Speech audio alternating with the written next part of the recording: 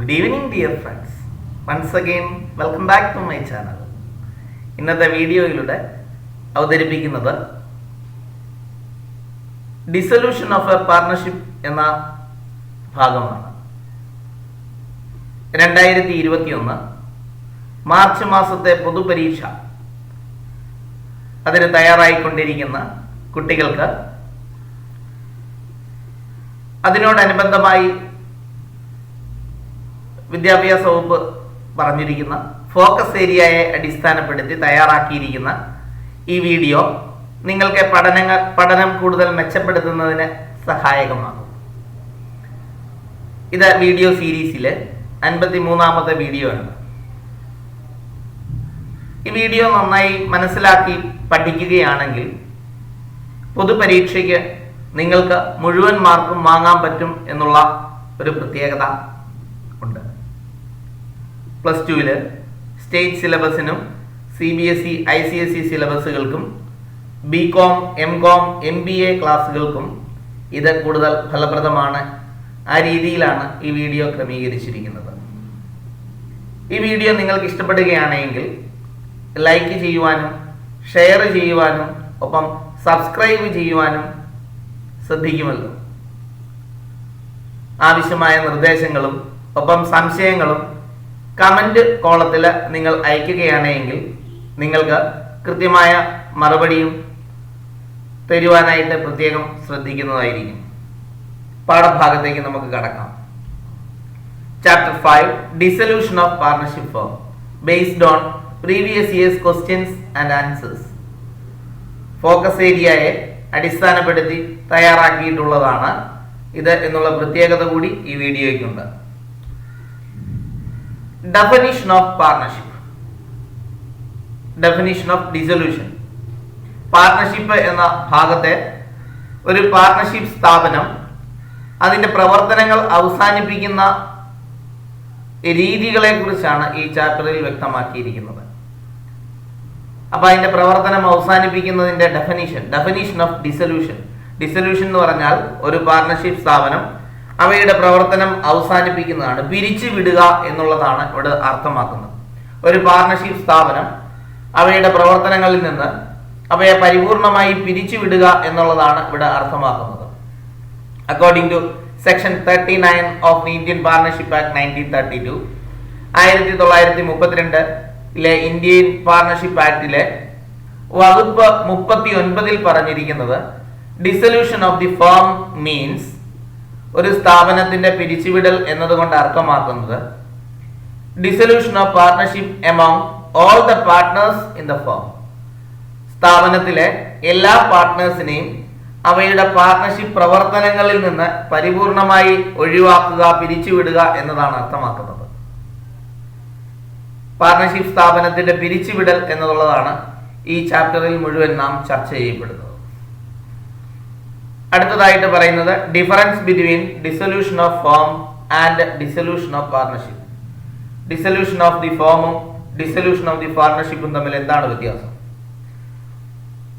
അവയുടെ അർത്ഥം നമുക്ക് ശ്രദ്ധിക്കാം. ഡിസൊല്യൂഷൻ ഓഫ് ദി ഫേം എന്നതുകൊണ്ട് അർത്ഥമാക്കുന്നത് closure of the firm and ends of the business. Firm അവസാനിപ്പിക്കുക, ബിസിനസ് അവയുടെ പ്രവർത്തനങ്ങൾ അവസാനിപ്പിക്കുക എന്നതാണ് അർത്ഥമാക്കുന്നത്. അതായത് ഒരു പാർട്ണർഷിപ്പ് ഫേം പരിപൂർണമായി നിർത്തലാക്കുക എന്നതാണ് ഇവിടെ അർത്ഥമാക്കുന്നത്. ഡിസൊല്യൂഷൻ ഓഫ് ദി ഫേം എന്ന് പറയുന്നത്, ഫേം എന്ന് പറയുന്നത് നമ്മൾ 1ാമത്തെ ചാപ്റ്ററിൽ പഠിച്ചിരുന്നു. ഫേം എന്ന് പറയുന്നത് പാർട്ട്നേഴ്സിന്റെ എല്ലാ പാർട്ട്നേഴ്സും ചേർന്നുള്ള അവരുടെ കളക്റ്റീവ് നെയിമാണ് ഫേം എന്ന് പറയുന്നത്. അവരുടെ കൂട്ടത്തെ വിളിക്കുന്നതാണ് ഫേം. പാർട്ട്നേഴ്സിന്റെ കൂട്ടത്തെ വിളിക്കുന്നതാണ് പാർട്ണർഷിപ്പ് ഫേം എന്ന് വിളിക്കുന്നത്. അപ്പൊ പാർട്ണർഷിപ്പ് ഫേം അവസാനിപ്പിക്കുക എന്നതുകൊണ്ട് അർത്ഥമാക്കുന്നത് അവയുടെ പ്രവർത്തനം മുഴുവനായും അവസാനിപ്പിക്കുക എന്നതാണ്. എന്നാൽ ഡിസൊല്യൂഷൻ ഓഫ് ദി പാർട്ണർഷിപ്പ് എന്നതുകൊണ്ട് അർത്ഥമാക്കുന്നത് ചേഞ്ച് ഇൻ ബിസിനസ് റിലേഷൻഷിപ്പ്. കണ്ടോ, ബിസിനസിന്റെ റിലേഷൻഷിപ്പിൽ മാറ്റം വരുത്തുക, അഥവാ ഫേം കണ്ടിന്യൂസ് ഇസ് ബിസിനസ്, അതിന്റെ പ്രവർത്തനങ്ങളിൽ മാറ്റം വരുത്തിക്കൊണ്ട് ബിസിനസ് വീണ്ടും മുന്നോട്ട് പോവുക. നിലവിലുള്ള അതിന്റെ ക്രമീകരണ രീതികളിൽ അല്ലെങ്കിൽ പ്രോഫിറ്റ് ഷെയർ ചെയ്യുന്ന രീതികളിൽ പാർട്ണർഷിപ്പ് ഡീഡിൽ പറഞ്ഞിരിക്കുന്ന കാര്യങ്ങളിൽ മാറ്റം വരുത്തിക്കൊണ്ട് പാർട്ണർഷിപ്പ് ഫേം വീണ്ടും പ്രവർത്തനം മുന്നോട്ട് തുടരുക എന്നുള്ളതാണ് അർത്ഥമാക്കുന്നത്. അപ്പൊ ഡിസൊല്യൂഷൻ ഓഫ് ദി ഫേമിൽ സ്ഥാപനം മുഴുവനായും പിരിച്ചുവിടുന്നു, ആ സ്ഥാപനം ഇനി മുതൽ ഇല്ല.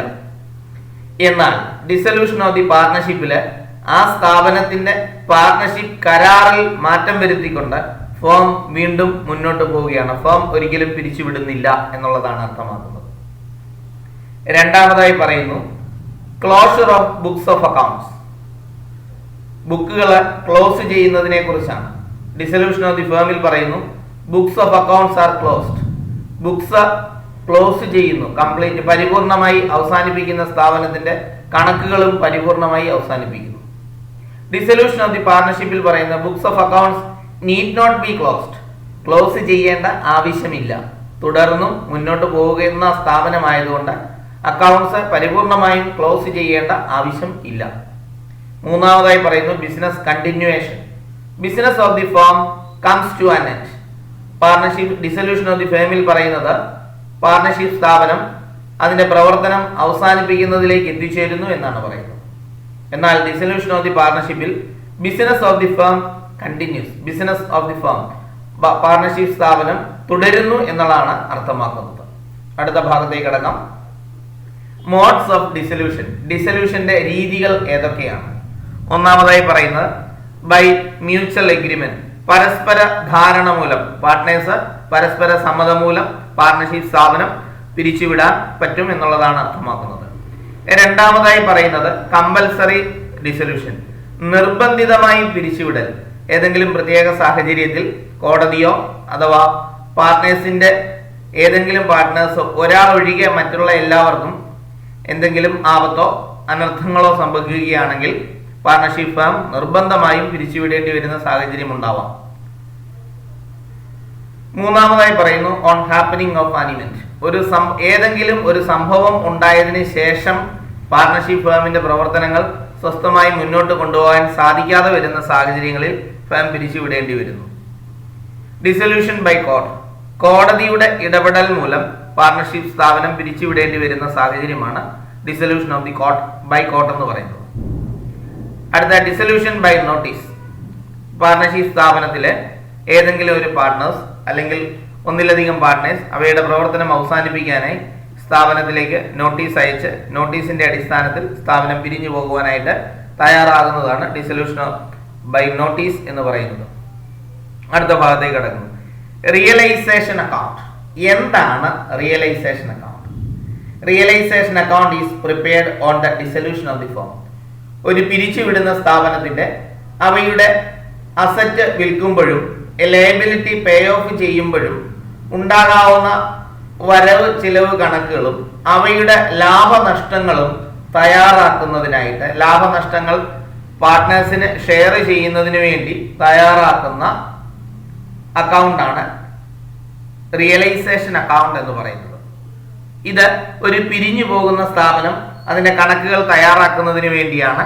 ലാഭനഷ്ടങ്ങൾ പിരിഞ്ഞു പോകുന്ന സമയത്തെ ലാഭനഷ്ടങ്ങൾ അറിയുന്നതിന് വേണ്ടി അവയുടെ അസറ്റും ലയബിലിറ്റിയും, അസറ്റ് വിൽക്കുകയും ലയബിലിറ്റി പേ ഓഫ് ചെയ്യുകയും ചെയ്യുന്ന സമയത്ത് കിട്ടുന്ന ലാഭനഷ്ട കണക്കുകൾ എഴുതാനായിട്ടാണ് റിയലൈസേഷൻ അക്കൗണ്ട് പ്രിപ്പയർ ചെയ്യുന്നത്. The purpose of preparing this account is to close the books of accounts of the dissolved firm and to determine profits or losses on realization of assets and payments of liabilities. Account prepare ചെയ്യുന്നത്, the purpose of preparing this account to close the books of the accounts of the dissolved firm. പിരിച്ചുവിടുന്ന സ്ഥാപനത്തിന്റെ accounts close ചെയ്യുന്ന സാഹചര്യത്തിൽ തയ്യാറാക്കുന്ന account ആണ് എന്നാണ് ഉദ്ദേശിക്കുന്നത്.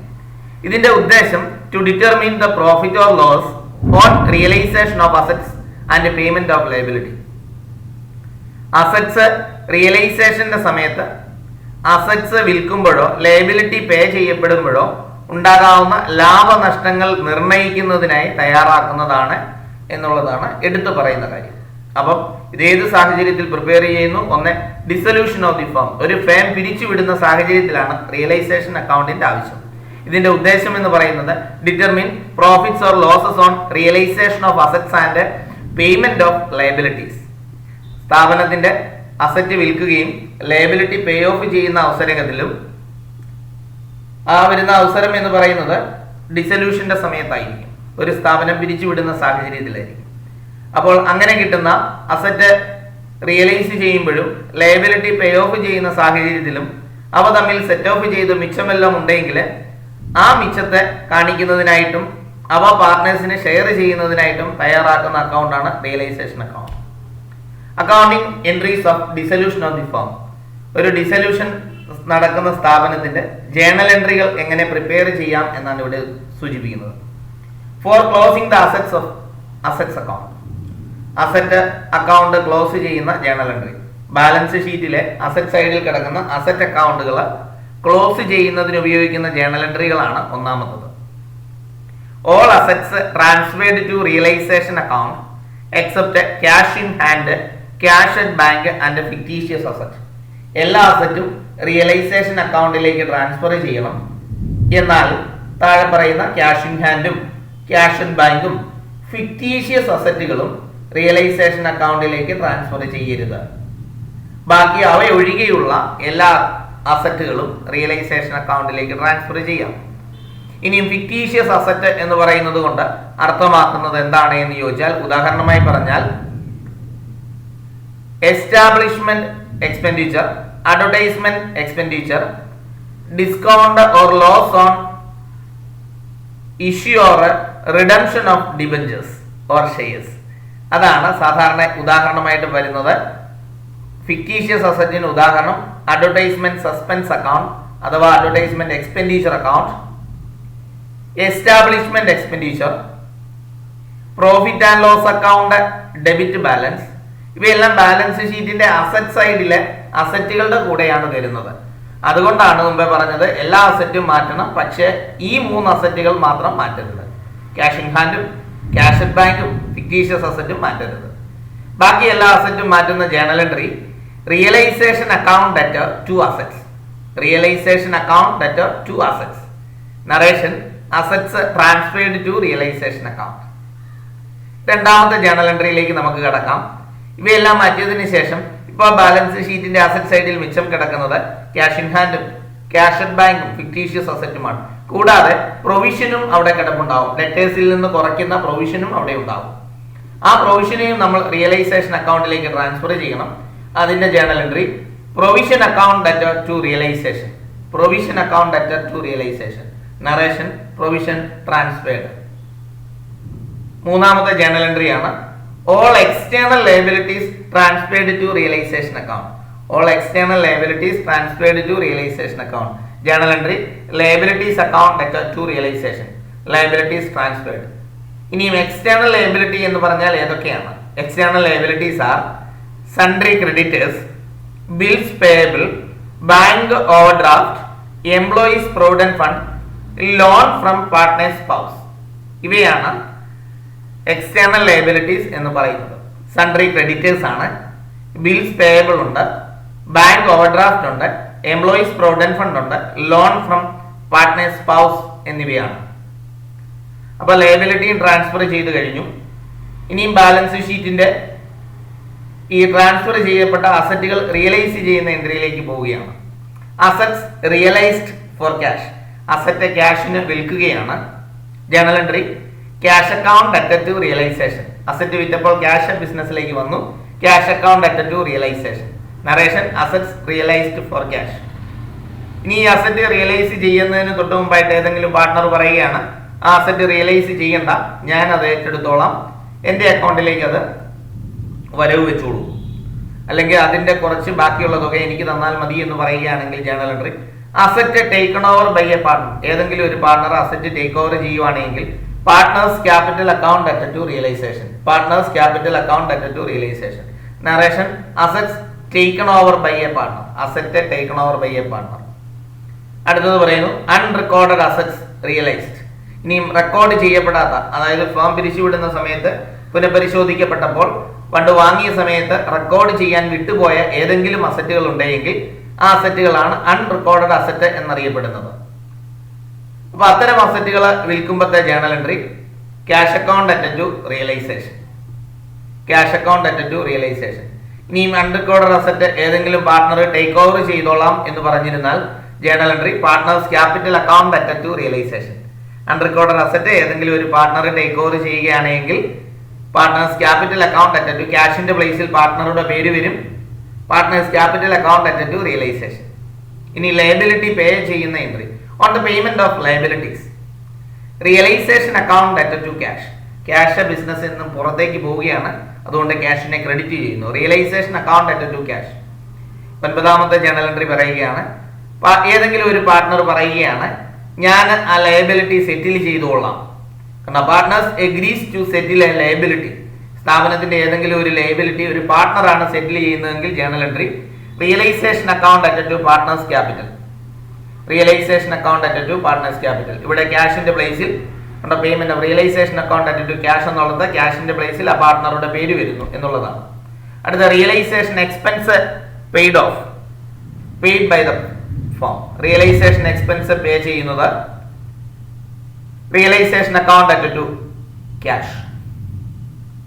ഇനി realisation expense ഏതെങ്കിലും ഒരു പാർട്ട്ണർ പേ ചെയ്യുന്നു എന്ന് പറയുകയാണെങ്കിൽ realisation account at to partners capital. ക്യാഷിന്റെ പ്ലേസിൽ പാർട്ട്ണറുടെ പേര് വരുന്നു. Realisation account at to partners capital. അടുത്തത് പ്രിപ്പറേഷൻ. ഈ 11 ജേണൽ എൻട്രിക്ക് ശേഷം നമ്മൾ റിയലൈസേഷൻ അക്കൗണ്ട് പ്രിപ്പയർ ചെയ്യണം. അതിന്റെ ഫോർമാറ്റ് നിങ്ങളെ ഈ ജേണൽ എൻട്രിക്ക് ശേഷം കാണിക്കുന്നതായിരിക്കും. Prepare realisation account if realisation profit. അങ്ങനെ റിയലൈസേഷൻ അക്കൗണ്ട് നമ്മൾ വരച്ചു. ഈ മുകളിൽ ഉണ്ടായിരുന്ന എല്ലാ ജേണൽ എൻട്രികളും എടുത്ത് പോസ്റ്റ് ചെയ്തതിന് ശേഷം റിയലൈസേഷൻ അക്കൗണ്ട് ബാലൻസ് ചെയ്യുമ്പോൾ റിയലൈസേഷൻ പ്രോഫിറ്റോ ലോസോ നമുക്ക് ലഭിക്കാം. റിയലൈസേഷൻ പ്രോഫിറ്റ് ആണെങ്കിൽ journal entry realisation account at to partners capital. ഇനിയും റിയലൈസേഷൻ ലോസ് ആണെങ്കിലോ ആ ജേണൽ എൻട്രി നേരെ തിരിഞ്ഞു വരും. Partners capital account at to realisation വരും. റിയലൈസേഷൻ പ്രോഫിറ്റ് ആണെങ്കിൽ റിയലൈസേഷൻ അക്കൗണ്ടിന്റെ ഡെബിറ്റ് സൈഡിലാണ് വരുന്നത്. ഈ റിയലൈസേഷൻ പ്രോഫിറ്റ് പാർട്ട്നേഴ്സ് ഷെയർ ചെയ്തെടുക്കുകയാണ് പതിവ്. അവരുടെ പ്രോഫിറ്റ് ഷെയറിംഗ് റേഷ്യോയിൽ റിയലൈസേഷൻ പ്രോഫിറ്റ് പാർട്ട്നേഴ്സ് ഷെയർ ചെയ്യുകയാണ് സാധാരണ പതിവ്.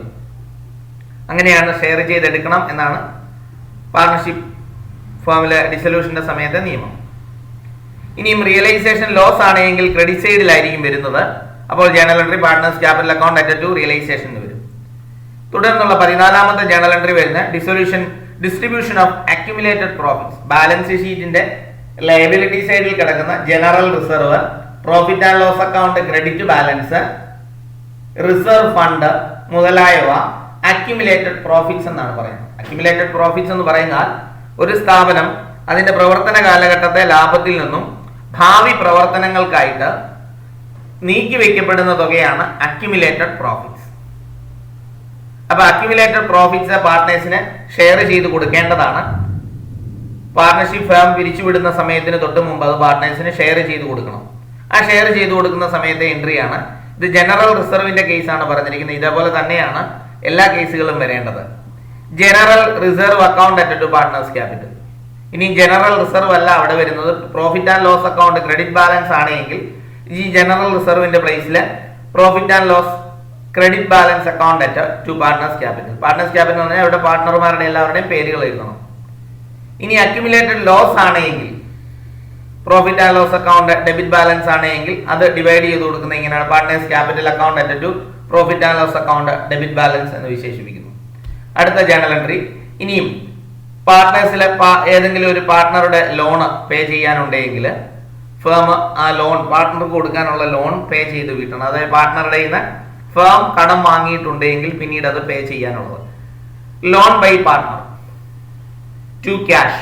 ഫേം പേ ചെയ്യേണ്ടതുള്ള ലോണാണ്. അതായത് ഫേമിന്റെ ബാലൻസ് ഷീറ്റിന്റെ ലയബിലിറ്റി സൈഡിൽ കിടക്കുന്ന ഏതെങ്കിലും ലോണുകൾ ഉണ്ടെങ്കിൽ റിയലൈസേഷൻ അക്കൗണ്ട് പ്രിപ്പയർ ചെയ്ത് കഴിയുന്ന സമയത്ത് നമ്മൾ പേ ചെയ്യുന്നതാണ്. ആ ജേണൽ എൻട്രിയാണ് loan by partners account at to cash എന്ന് പറയുന്നത്. അതിനുശേഷം prepare partners capital account and balance amount transfer to cash account. ഇവയെല്ലാം എഴുതിയതിനു ശേഷം 15ാമതായിട്ട് നമ്മൾ പാർട്ട്ണറുടെ ക്യാപിറ്റൽ അക്കൗണ്ട് പ്രിപ്പയർ ചെയ്യുകയാണ് പതിവ്. എന്നിട്ട് ക്യാപിറ്റൽ അക്കൗണ്ടിന്റെ ബാലൻസ് എമൗണ്ട് ക്യാഷ് അക്കൗണ്ടിലേക്ക് ട്രാൻസ്ഫർ ചെയ്യും. ഓരോ പാർട്ട്നേഴ്സിന്റെയും അവരുടെ ക്യാപിറ്റൽ അക്കൗണ്ടുകളുടെ ബാലൻസ് നമ്മുടെ ഫേമിന്റെ ക്യാഷ് അക്കൗണ്ടിലേക്ക് ട്രാൻസ്ഫർ ചെയ്യാണ് പതിവ്. അങ്ങനെ പാർട്ട്ണറുടെ ക്യാപിറ്റൽ അക്കൗണ്ടിന്റെ ഡെബിറ്റ് സൈഡിലാണ് ബാലൻസ് എമൗണ്ട് വരുന്നതെങ്കിൽ journal entry partners capital account ഡെറ്റഡ് ടു ക്യാഷ് പാർട്ട്നേഴ്സ്. ഇനി ക്രെഡിറ്റ് സൈഡിലാണ് വരുന്നതെങ്കിൽ balance amount in credit side cash account ഡെറ്റഡ് ടു പാർട്ട്നേഴ്സ് ക്യാപിറ്റൽ അക്കൗണ്ട്. അവസാനമായിട്ട് prepare cash or bank account. ഏറ്റവും അവസാനം നമ്മൾ പ്രിപ്പയർ ചെയ്യുന്നത് ക്യാഷ് ഓർ ബാങ്ക് അക്കൗണ്ട് ആണ്. ഇത് നിർബന്ധമായും ടാലി ആയിരിക്കണം എന്നുള്ളതാണ് പറയുന്നത്. ഇല്ലെങ്കിൽ നമ്മൾ ചെയ്തു വരുന്ന പ്രോബ്ലത്തിൽ എവിടെയെങ്കിലും മിസ്റ്റേക്ക് ഉണ്ട് എന്നാണ് സൂചിപ്പിക്കുന്നത്. അപ്പോൾ ഈ ക്യാഷ് അക്കൗണ്ട് ടാലി ആകുമ്പോൾ നമ്മൾ ചെയ്ത പ്രോബ്ലം ശരിയാണ് എന്ന് നമ്മൾ തീരുമാനിക്കപ്പെടുന്നു. ഇനിയും റിയലൈസേഷൻ അക്കൗണ്ടിന്റെ ഫോർമാറ്റ് എങ്ങനെയാണെന്ന്. Format of realisation account. Debit side debit particulars amount particulars amount രണ്ട് സൈഡുകൾ ഡെബിറ്റ് സൈഡും ക്രെഡിറ്റ് സൈഡും ഉണ്ട്. ഡെബിറ്റ് സൈഡിൽ 2 കോളം പർട്ടിക്കുലേഴ്സ് കോളവും എമൗണ്ട് കോളവും അല്ലെ റുപ്പീസ് കോളവും. ഇവിടെ ക്രെഡിറ്റ് സൈഡിലും 2 കോളം പർട്ടിക്കുലേഴ്സ് കോളവും റുപ്പീസ് കോളവുമാണ്. ഡെബിറ്റ് സൈഡിലെ ഒന്നാമത്തെ ജേണൽ എൻട്രിയിലെ അസറ്റിനെ ട്രാൻസ്ഫർ ചെയ്യുന്ന അസറ്റിനെ എടുത്തെഴുതുന്നതാണ് ടു അസറ്റ്സ് എന്ന് പറഞ്ഞിട്ട്. ട്രാൻസ്ഫർ ചെയ്യപ്പെട്ട അസറ്റുകളെല്ലാം ക്രമമായിട്ട് എഴുതുന്നു. Land and building, plant and machinery, furniture, stock, goodwill ഇവയൊക്കെ ഉണ്ടെങ്കിൽ എടുത്തെഴുതുന്നു. ഇനി രണ്ടാമത്തെ ജേണൽ എൻട്രിയിൽ പ്രൊവിഷൻ ട്രാൻസ്ഫർ ചെയ്താണ്. അതുകൊണ്ട് രണ്ടാമത്തെ ജേണൽ എൻട്രി എടുത്ത് പോസ്റ്റ് ചെയ്യുമ്പോൾ ബൈ പ്രൊവിഷൻ എന്ന് പറഞ്ഞ എമൗണ്ട് എഴുതുന്നു. മൂന്നാമത്തെ ജേണൽ എൻട്രി ലയബിലിറ്റി ട്രാൻസ്ഫർ ചെയ്താണ്. അതുകൊണ്ട് ബൈ ലയബിലിറ്റീസ് എഴുതി ലയബിലിറ്റികളുടെ പേരുകൾ എഴുതി. നാലാമത് അസറ്റുകൾ വിൽക്കുന്ന ജേണൽ എൻട്രി ആണ്. അസറ്റ് റിയലൈസ് ചെയ്യുമ്പോൾ കിട്ടുന്ന ക്യാഷ് അസറ്റ് കിടക്കുന്നതിന്റെ നേരെ ഓപ്പോസിറ്റ് സൈഡിലാണ് എഴുതേണ്ടത്, അതായത് ക്രെഡിറ്റ് സൈഡിൽ. ബൈ ക്യാഷ് എന്ന് പറഞ്ഞ് അവിടെ എഴുതുന്നു അസറ്റ് വിറ്റ് കിട്ടിയ ക്യാഷ്. ഈ അസറ്റുകൾ വിറ്റ് കിട്ടിയ ക്യാഷാണിത്. ഇനിയും അസറ്റുകൾ ആരെങ്കിലും ടേക്ക് ഓവർ ചെയ്തോളാം എന്ന് പറയുവാണെങ്കിൽ അതിന്റെ ജേണൽ എൻട്രിയാണ് അടുത്തത് ഇവിടെ വരേണ്ടത്. അസറ്റ് ടേക്ക് ഓവർ ചെയ്തിട്ടുണ്ടെങ്കിൽ ആ ടേക്ക് ഓവർ ചെയ്തതിന്റെ ഇൻഫർമേഷൻ ആണ് ഇവിടെ വരേണ്ടത്. ഇനിയും ലയബിലിറ്റി പേ ഓഫ് ചെയ്യുമ്പോൾ എൻട്രി ലയബിലിറ്റി കിടക്കുന്ന ക്രെഡിറ്റ് സൈഡിലാണ്. പേ ഓഫ് ചെയ്യുമ്പോൾ ഡെബിറ്റ് സൈഡിലേക്ക് വരുന്നു. ഇനി ലയബിലിറ്റി ഏതെങ്കിലും ഒരു പാർട്ണർ ടേക്ക് ഓവർ ചെയ്യുവാണെങ്കിൽ അതിന്റെ എൻട്രി. റിയലൈസേഷൻ എക്സ്പെൻസ് പേ ചെയ്യുകയാണെങ്കിൽ അതിന്റെ entry. Realisation expense partner take over ചെയ്യുകയാണെങ്കിൽ അതിന്റെ എൻട്രിയും ഇവിടെ വരും. ഈ പ്രൊവിഷൻ ഇനിയും റിയലൈസ് ചെയ്യേണ്ട കാര്യമില്ല. പ്രൊവിഷൻ ഇവിടേക്ക് ട്രാൻസ്ഫർ ചെയ്തിട്ടാൽ മാത്രം മതിയാകും, റിയലൈസ് ചെയ്യേണ്ട കാര്യമില്ല. അതിനുശേഷം ഈ അക്കൗണ്ട് ബാലൻസ് ചെയ്യുമ്പോൾ ക്രെഡിറ്റ് സൈഡ് ആണ് കൂടുതലെങ്കിൽ ആ എമൗണ്ട് ഡെബിറ്റ് സൈഡിൽ എഴുതുന്നു. ഡെബിറ്റ് സൈഡിലെ ബാക്കി എമൗണ്ട് ബാലൻസ് ചെയ്യുമ്പോൾ മിച്ചം കിട്ടുന്ന തുക പാർട്ട്നേഴ്സിന് ഷെയർ ചെയ്ത് കൊടുക്കുകയാണ് സാധാരണ പതിവ്. റിയലൈസേഷൻ പ്രോഫിറ്റ് ആയിരിക്കും ഡെബിറ്റ് സൈഡിൽ വരികയാണെങ്കിൽ ആ റിയലൈസേഷൻ പ്രോഫിറ്റ് പാർട്ട്നേഴ്സിന് ഷെയർ ചെയ്ത് കൊടുക്കുന്നു. പാർട്ട്നേഴ്സിന് പേരെഴുതുന്നു, അവർക്ക് ഷെയർ ചെയ്ത് കൊടുക്കുന്നു. ഇന്നർ കോളത്തിൽ പ്രസന്റ് ചെയ്താൽ മതിയാവും. അടുത്തതായിട്ട് നമുക്ക് പാർട്ട്നേഴ്സിന്റെ ക്യാപിറ്റൽ അക്കൗണ്ടിന്റെ ഫോർമാറ്റ് കാണാം. Format of partners capital account. Particulars പാർട്ട്നേഴ്സിന്റെ പേരുകളാണ് X Y. Particulars X Y. ആദ്യമായിട്ട് എഴുതുന്ന ബൈ ബാലൻസ് ബ്രോട്ട് ഡൗൺ പാർട്ട്നേഴ്സിന്റെ ക്യാപിറ്റൽ അക്കൗണ്ട് ബാലൻസ് എഴുതുന്നു. ജനറൽ റിസർവ് ഷെയർ ചെയ്ത് കൊടുത്ത എൻട്രി അവിടെ നേരെ എടുത്ത് പോസ്റ്റ് ചെയ്യുന്നു. General reserve accumulated profits and ലോസസിന്റെ എൻട്രിയാണ് എടുത്ത് പോസ്റ്റ് ചെയ്യുന്നു. പിന്നെ realisation profit or loss of പാർട്ട്നേഴ്സുമായി ബന്ധപ്പെട്ട് പാർട്ട്ണറുടെ പേരുകൾ വരുന്ന ആസ്പെക്ട്സ് ഉള്ള ജേണൽ എൻട്രികളെല്ലാം എടുത്ത് പോസ്റ്റ് ചെയ്യേണ്ടതുണ്ട്. അപ്പോൾ അതുകൊണ്ട് അത് എടുത്ത് പോസ്റ്റ് ചെയ്യുന്നു. Profit and loss account credit balance ഉണ്ടെങ്കിൽ പോസ്റ്റ് ചെയ്യുന്നു. അസറ്റ് ഏതെങ്കിലും പാർട്ട്ണർ ടേക്ക് ഓവർ ചെയ്തിട്ടുണ്ടെങ്കിൽ ആ വിവരങ്ങൾ ഇവിടെ എഴുതുന്നു. ശേഷം profit and loss account debit balance ഉണ്ടെങ്കിൽ എഴുതുന്നു. റിയലൈസേഷൻ ലോസ് ആണെങ്കിൽ പ്രസന്റ് ചെയ്യുന്നു. ഇനി ലയബിലിറ്റി ഏതെങ്കിലും ഒരു പാർട്ട്ണർ ടേക്ക് ഓവർ പേ ചെയ്തോളാം എന്ന് പറയാണ് ആ ഇൻഫർമേഷൻ എഴുതുന്നു. അതിനുശേഷം അക്കൗണ്ട് ബാലൻസ് ചെയ്യുന്നു. ക്രെഡിറ്റ് സൈഡ് ആണ് കൂടുതലെങ്കിൽ ടോട്ടൽ എമൗണ്ട് രണ്ട് സൈഡിലും എഴുതുന്നു. അതിൽ നിന്ന് ഡെബിറ്റ് സൈഡിലെ ടോട്ടൽ മൈനസ് ചെയ്യുമ്പോൾ ബാലൻസ് കിട്ടുന്ന എമൗണ്ട് ക്യാഷ് എന്ന് പറഞ്ഞ് പ്രസന്റ് ചെയ്യുന്നു. ഈ എമൗണ്ട് ക്യാഷ് അക്കൗണ്ടിലേക്ക് ട്രാൻസ്ഫർ ചെയ്യപ്പെടേണ്ടതാണ്. അങ്ങനെ നമ്മൾ അടുത്ത ലാസ്റ്റ് ആയിട്ട് പറയുന്നു cash and bank account. Cash or bank account അതിന്റെ ഫോർമാറ്റ് ആണ് കൊടുത്തിരിക്കുന്നത്. ഇവിടെ ആദ്യമായിട്ട് ഓപ്പണിംഗ് ബാലൻസ് ആണ് എഴുതുന്നത്. To balance brought down cash account. Balance ഷീറ്റിന്റെ അസറ്റ് സൈഡിലെ ക്യാഷും ബാങ്കും കിടപ്പുണ്ടാവും. അതുകൊണ്ടാണ് അവ രണ്ടും കൂടെ ചേർത്ത് നമ്മൾ ക്യാഷ് ഓർ ബാങ്ക് അക്കൗണ്ട് അല്ലെ ക്യാഷ് ആൻഡ് ബാങ്ക് അക്കൗണ്ട് എന്ന് എഴുതി നമ്മൾ ചെയ്യുന്നത്. അപ്പൊ ആ രണ്ട് ഇവിടെ ഉള്ള ക്യാഷിന്റെ ആസ്പെക്ട്സ് വരുന്ന എല്ലാ എൻട്രികളും എടുത്ത് ഇവിടെ എഴുതാം. Cash bank to balance brought down എന്ന് പറഞ്ഞിട്ട് എഴുതിയിട്ട് എഴുതാം. അസറ്റ് റിയലൈസ് ചെയ്തപ്പോൾ കിട്ടിയ എമൗണ്ട് ഇവിടെ എഴുതുന്നു. ടു റിയലൈസേഷൻ എഴുതിയിട്ട് എഴുതുന്നു. റിയലൈസേഷൻ എക്സ്പെൻസ് പേ ചെയ്യുന്ന എൻട്രി, ലയബിലിറ്റി പേ ചെയ്യുന്ന എൻട്രി, പാർട്ട്ണറുടെ ലോൺ പേ ചെയ്യുന്ന എൻട്രി, പിന്നെ മിച്ചം വരുന്ന തുക അല്ല പാർട്ട്ണറുടെ ക്യാപിറ്റൽ അക്കൗണ്ടിൽ നിന്ന് ബാലൻസ് വരുന്ന തുകയാണ് ഈ കൊടുത്തിരിക്കുന്നത്. അതോടെ എടുത്ത് എഴുതി കഴിഞ്ഞിട്ട് അക്കൗണ്ട് ടോട്ടൽ ചെയ്യുമ്പോൾ രണ്ട് സൈഡും ടാലി ആകും എന്നുള്ളതാണ് അതിന്റെ പ്രത്യേകത. ക്യാഷ് ഓർ ബാങ്ക് അക്കൗണ്ട് അല്ലെ cash and bank account Tally ആകണം എന്നുള്ളതാണ് ഡിസൊല്യൂഷന്റെ ഭാഗത്ത് ശ്രദ്ധിക്കേണ്ട ഒരു കാര്യം. ഇനി നമുക്കൊരു പ്രോബ്ലത്തിലൂടെ കാര്യം മനസ്സിലാക്കാം. A, B and C are partners in a firm sharing profits in the ratio of 2:1:1. Their balance sheet asset 31st March was as follows. എയും ബിയും സിയും ചേർന്ന ഒരു പാർട്ണർഷിപ്പ് സ്ഥാപനം നടത്തുകയാണ്. അവരുടെ പ്രോഫിറ്റ് ഷെയറിംഗ് റേഷ്യോ 2:1:1 എന്നുള്ളതാണ്. അവരുടെ ബാലൻസ് ഷീറ്റ് 31st മാർച്ചിലെ ബാലൻസ് ഷീറ്റ് തന്നിട്ടുണ്ട്. ലയബിലിറ്റി സൈഡിലെ ക്രെഡിറ്റേഴ്സ് 50,000 രൂപ, പിന്നെ ക്യാപിറ്റൽ എ ബി സി 3 പാർട്ട്നേഴ്സിന്റെ ക്യാപിറ്റൽ 80,000, 80,000, 60,000. അസറ്റ് സൈഡിലേക്ക് പോകുന്നു. Goodwill 30,000, land and building 80,000, plant and machinery 56,000, car 54,000, debtors 48,000, cash 2,000. Balance ഷീറ്റിന്റെ ടോട്ടൽ 2,70,000 രൂപയാണ്. 2,70,000 രൂപ. ബാലൻസ് ഷീറ്റ് ഇനി അഡ്ജസ്റ്റ്മെന്റിലേക്ക് കടക്കുകയാണ്. The firm was dissolved. മുകളിൽ പറഞ്ഞിരിക്കുന്ന സ്ഥാപനം പിരിച്ചുവിടുകയാണ്. അവയുടെ അസറ്റും ലയബിലിറ്റിയും റിയലൈസ് ചെയ്യുന്ന കാര്യമാണ് പറഞ്ഞിരിക്കുന്നത്. Goodwill is equal to, goodwill realise ചെയ്യുമ്പോൾ 20,000 രൂപ ലഭിക്കുന്നു. ലാൻഡ് ആൻഡ് ബിൽഡിംഗ് റിയലൈസ് ചെയ്യുമ്പോൾ 1,00,000 രൂപ ലഭിക്കുന്നുണ്ട്. Machinery, plant and machinery realise ചെയ്യുമ്പോൾ 50,000 രൂപ. കാറ് റിയലൈസ് ചെയ്യുമ്പോൾ 28,000 രൂപ. ഡെറ്റേഴ്സ് നമുക്ക് പിരിഞ്ഞു കിട്ടുന്നത് 50%. ബുക്ക് വാല്യൂവിന്റെ നേർ പകുതിയെ പിരിഞ്ഞു കിട്ടത്തുള്ളൂ, ബാക്കി പിരിഞ്ഞു കിട്ടത്തില്ല എന്നാണ് സൂചിപ്പിക്കുന്നത്. 50% of book value. Realisation expense were ₹2,000. Realisation process നടത്താൻ വേണ്ടി വന്ന ചെലവ് 2,000 രൂപയാണ്. അവിടെ ക്രെഡിറ്റേഴ്സ് ലയബിലിറ്റി സൈഡിൽ ഒന്നും പേ ചെയ്യുന്നതായിട്ട് പറഞ്ഞില്ലേലും നമ്മൾ പേ ചെയ്തിരിക്കണം എന്നുള്ളതാണ് നമ്മുടെ ബാധ്യത. പ്രത്യേകിച്ച് എടുത്തു പറയുന്നില്ലേലും പേ ചെയ്തിരിക്കണം എന്നുള്ളതാണ് അതിന്റെ പ്രത്യേകത. റിയലൈസേഷൻ അക്കൗണ്ട് പ്രിപ്പയർ ചെയ്യുക എന്നാണ് നമ്മളോട് ആവശ്യപ്പെട്ടിരിക്കുന്നത്. ആദ്യം നമ്മൾ ജേണൽ എൻട്രികളെ ക്രമമായി എഴുതുകയാണ്. ഒന്നാമത് അസറ്റ് ട്രാൻസ്ഫർ ചെയ്യുന്ന എൻട്രിയാണ്. Realisation account at 2 assets, 2 goodwill, 2 land and building, 2 plant and machinery, car, 2 debtors. ഇവയുടെ എല്ലാം എമൗണ്ടുകൾ എഴുതുന്നു. ഇവയുടെ ടോട്ടൽ റിയലൈസേഷൻ അക്കൗണ്ടിലേക്ക് വരും. Narration asset transferred. രണ്ടാമതായിട്ട് പറയുന്നത് ലയബിലിറ്റി ട്രാൻസ്ഫർ ചെയ്യുക. രണ്ടാമതായിട്ട് പ്രൊവിഷൻ ട്രാൻസ്ഫർ ചെയ്യുന്നതാണ്. ഈ ക്വസ്റ്റ്യനിൽ പ്രൊവിഷൻ ഇല്ലാത്തതുകൊണ്ട് രണ്ടാമത്തെ ജേണൽ എൻട്രിയുടെ ആവശ്യമില്ല. മൂന്നാമതായിട്ട് പറയുന്നതാണ് ക്രെഡിറ്റേഴ്സ്. അതിന് രണ്ടാമത്തെ ജേണൽ എൻട്രി ഇല്ലാത്തതുകൊണ്ട് അതിനെ 2 എന്ന് സൂചിപ്പിക്കുന്നു. ക്രെഡിറ്റേഴ്സ് അക്കൗണ്ട് അറ്റ് 2 റിയലൈസേഷൻ 50,000 രൂപ. Narration liabilities transferred. മൂന്നാമത്തെ ജേണൽ എൻട്രി പറയുകയാണ് cash account at 2 realisation. Asset വിറ്റ് കിട്ടുന്ന ക്യാഷ്, അസറ്റ് റിയലൈസ്ഡ്. അസറ്റ് വിറ്റ് കിട്ടുന്ന ക്യാഷ് ഓരോ അസറ്റിന്റെയും വിലയാണ് ബ്രാക്കറ്റിൽ എഴുതിയിരിക്കുന്നത്. 20,000, 1,00,000, 50,000, 28,000, 24,000 ഇവയെല്ലാം കൂട്ടുമ്പോൾ 2,22,000 എന്ന് നമുക്ക് ലഭിക്കുന്നു. 2,22,000 എന്നാണ് ലഭിക്കുന്നത്.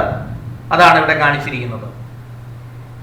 അടുത്ത entry realisation account at 2 cash. Creditors paid off. Creditors pay ചെയ്യുന്ന എൻട്രിയാണ്. 50,000 രൂപ. പറഞ്ഞാലും പറഞ്ഞില്ലേലും ക്രെഡിറ്റേഴ്സ് പേ ചെയ്തിരിക്കണം. ക്രെഡിറ്റേഴ്സ് പറഞ്ഞാലും പറഞ്ഞില്ലേലും പേ ചെയ്തിരിക്കണം എന്നുള്ളതാണ് നിർബന്ധമായിട്ടും ചെയ്തിരിക്കേണ്ട കാര്യം. അടുത്ത അഞ്ചാമത്തെ ജേണൽ എൻട്രി പറയാണ് realisation account at 2 cash. Realisation expense pay ചെയ്യുന്നതാണ് 2,000 രൂപ. അതിനുശേഷം നമ്മൾ റിയലൈസേഷൻ അക്കൗണ്ട് വരച്ചു. അക്കൗണ്ടിന്റെ ബാലൻസ് ഷെയർ ചെയ്യുന്ന റിയലൈസേഷൻ പ്രോഫിറ്റോ ലോസോ ആണെങ്കിൽ ലോസ് ഷെയർ ചെയ്യുന്ന എൻട്രിയാണ് ഇവിടെ കാണിച്ചിരിക്കുന്നത്. പാർട്ട്നേഴ്സിനെ ലോസ് ഷെയർ ചെയ്ത് കാണിച്ചിരിക്കുന്നത്. A's capital account at 24,000, B's capital account 12,000, C's capital account at 12,000 to realisation. നമുക്ക് ക്വസ്റ്റ്യനിൽ തന്നിരിക്കുന്ന പ്രോഫിറ്റ് ഷെയറിംഗ് റേഷ്യോയിലാണ് നമ്മൾ ഇത് ഷെയർ ചെയ്ത് കൊടുക്കുന്നത്. റിയലൈസേഷൻ അക്കൗണ്ട് വരയ്ക്കുന്നത് എങ്ങനെയാണെന്ന് കാണാം. Realisation account debit side, credit side, particulars amount. Asset നമ്മൾ വിൽക്കാനുള്ള എളുപ്പത്തിൽ ജേണൽ എൻട്രിയിൽ എഴുതാതെ റിയലൈസേഷൻ വരയ്ക്കുന്നത് എങ്ങനെയാണെന്ന് നിങ്ങൾ ഓർക്കുക. എളുപ്പത്തിൽ ഓർക്കാനുള്ള ഒരു മാർഗം കൂടെ ഇവിടെ പറയുകയാണ്. അസറ്റ് നമ്മൾ ബാലൻസ് ഷീറ്റിലെ cash, cash in hand, cash at bank and fictitious asset ഇവ മൂന്നും ഒഴികെയുള്ള എല്ലാ അസറ്റും എടുത്ത് റിയലൈസേഷൻ അക്കൗണ്ടിന്റെ ഡെബിറ്റ് സൈഡിൽ ക്രമമായി താഴേക്ക് എഴുതുക. ജേണൽ എൻട്രി എഴുതാതെ റിയലൈസേഷൻ അക്കൗണ്ട് നമുക്ക് എളുപ്പത്തിൽ വരയ്ക്കാൻ സാധിക്കുന്ന സാഹചര്യം വരുവാണെങ്കിൽ നിങ്ങൾ വരയ്ക്കണം. അതിനുവേണ്ടിയാണ് ഇത് ഓർപ്പിക്കുന്നത്. ബാലൻസ് ഷീറ്റിന്റെ അസറ്റ് സൈഡില് cash in hand, cash at bank, fictitious assets. Fictitious assets എന്ന് പറയുന്നത് profit and loss account, debit balance, advertisement suspense, discount on issue of shares and debentures, establishment expenditure ഇവയൊക്കെയാണ് സാധാരണയായിട്ട് പറയുന്നത്. അവ വല്ലതും ഉണ്ടെങ്കിൽ എടുക്കരുത്. ബാക്കിയുള്ള എല്ലാ അസറ്റുകളും നേരെ എടുത്ത് റിയലൈസേഷൻ അക്കൗണ്ടിന്റെ ഡെബിറ്റ് സൈഡിൽ പോസ്റ്റ് ചെയ്യുക. Goodwill, land and building, plant and machinery, car, debtors. അതിനുശേഷം ക്രെഡിറ്റ് സൈഡിൽ ഒന്നാമത് ബൈ പ്രൊവിഷൻ ആണ്. ഇവിടെ ഈ ക്വസ്റ്റ്യനിൽ പ്രൊവിഷൻ ഇല്ലാത്തത് കൊണ്ടാണ്. ഉണ്ടായിരുന്നുവെങ്കിൽ ക്രെഡിറ്റ് സൈഡിൽ ഒന്നാമത്തെ ഐറ്റം ബൈ പ്രൊവിഷൻ ആയിരിക്കും. രണ്ടാമത് എക്സ്റ്റേണൽ ലയബിലിറ്റീസ് ആയ creditors, bills payable, bank overdraft, bank loan, partners spouse loan, employees provident fund ഇതെല്ലാം ഉണ്ടെങ്കിൽ അവയെല്ലാം എടുത്ത് ക്രെഡിറ്റ് സൈഡിൽ ഇടണം. ക്രെഡിറ്റ് സൈഡിൽ ഒന്നാമത് പ്രൊവിഷൻ എഴുതുന്നു, അതിന് തൊട്ട് താഴെയായിട്ട് ബാക്കിയുള്ള ലയബിലിറ്റികളും എടുത്ത് പ്രസന്റ് ചെയ്യുന്നു. അതിനുശേഷം അസറ്റ് റിയലൈസ് ചെയ്യുമ്പോൾ കിട്ടുന്ന ക്യാഷ്, അസറ്റ് കിടക്കുന്ന ഡെബിറ്റ് സൈഡിലാണ്, അത് വിൽക്കുമ്പോൾ കിട്ടുന്ന ക്യാഷ് ക്രെഡിറ്റ് സൈഡിൽ കാണിക്കണം. ലയബിലിറ്റി പേ ഓഫ് ചെയ്യുന്നത് ഡെബിറ്റ് സൈഡിൽ കാണിക്കണം. ഈ പ്രൊവിഷൻ പേ ഓഫ് ചെയ്യാൻ ശ്രമിക്കരുത്. ക്രെഡിറ്റേഴ്സ് ലയബിലിറ്റി സൈഡിലെ ലയബിലിറ്റികൾ പേ ഓഫ് ചെയ്യാൻ പറഞ്ഞില്ലെങ്കിലും നമ്മൾ കൃത്യമായി പേ ചെയ്തിരിക്കണം. അതിനുശേഷം നമ്മൾ റിയലൈസേഷന്റെ എക്സ്പെൻസ് പേ ചെയ്യുന്നു എന്ന് പറയുവാണെങ്കിൽ അത് പേ ചെയ്യണം. പറയണമെങ്കിൽ പറഞ്ഞിട്ടുണ്ടെങ്കിൽ അത് പേ ചെയ്യേണ്ടതുണ്ട്. പിന്നെ ഏതെങ്കിലും അസറ്റ് ഏതെങ്കിലും പാർട്ട്ണർ എടുക്കുകയാണെങ്കിൽ അത് ഇവിടെ കാണിക്കണം. ഏതെങ്കിലും ലയബിലിറ്റി പാർട്ട്ണർ പേ ഓഫ് ചെയ്തോളാം എന്ന് പറയുകയാണെങ്കിൽ അത് ഡെബിറ്റ് സൈഡിൽ കാണിക്കണം. ലയബിലിറ്റി കിടക്കുന്നതിന്റെ ഓപ്പോസിറ്റ്. അസറ്റ് ടേക്ക് ഓവർ ചെയ്തോളാം എന്ന് പറയുകയാണെങ്കിൽ അസറ്റ് കിടക്കുന്നതിന്റെ ഓപ്പോസിറ്റ് ആണ് കാണിക്കേണ്ടത്. റിയലൈസ് ചെയ്യുന്നതും ടേക്ക് ഓവർ ചെയ്യുന്നതും അസറ്റ് കിടക്കുന്നതിന്റെ ഓപ്പോസിറ്റ് സൈഡിൽ ക്രെഡിറ്റ് സൈഡിലാണ്. ലയബിലിറ്റി പേ ചെയ്യുന്നതും ലയബിലിറ്റി ടേക്ക് ഓവർ ചെയ്യുന്നതും ഡെബിറ്റ് സൈഡിലാണ് കാണിക്കുന്നത്. റിയലൈസേഷൻ എക്സ്പെൻസ് പേ ചെയ്യുന്നതും ടേക്ക് ഓവർ ചെയ്യുവാണെങ്കിലും ഡെബിറ്റ് സൈഡിലാണ് കാണിക്കേണ്ടത്. അതിനുശേഷം ഇവ ബാലൻസ് ചെയ്യുമ്പോൾ കൂടുതലുള്ള വശത്തെ എമൗണ്ട് രണ്ട് സൈഡിലും എഴുതി ബാലൻസ് ചെയ്യുമ്പോൾ കിട്ടുന്ന മിച്ചം വരുന്ന തുക പാർട്ട്നേഴ്സിന് അവരുടെ പ്രോഫിറ്റ് ഷെയറിംഗ് റേഷ്യോയിൽ ഷെയർ ചെയ്ത് കൊടുക്കുക. ക്വസ്റ്റ്യനിൽ പ്രോഫിറ്റ് ഷെയറിംഗ് റേഷ്യോ തരുന്നില്ല എങ്കിൽ ഈക്വൽ ആയിട്ട് ഷെയർ ചെയ്ത് കൊടുക്കുന്ന കാര്യം ഓർമ്മയിൽ സൂക്ഷിക്കുക. എളുപ്പത്തിൽ നിങ്ങൾക്ക് പ്രോബ്ലം ചെയ്യാൻ ഇത് സഹായകമാകും എന്നുള്ളത് ഉറപ്പാണ്. അതുകൊണ്ട് വീഡിയോ കാണുക, മനസ്സിലാക്കി പഠിക്കുക. Thank you. അടുത്ത വീഡിയോയിലൂടെ കൂടുതൽ പ്രോബ്ലങ്ങളുമായി നമുക്ക് വീണ്ടും കാണാം.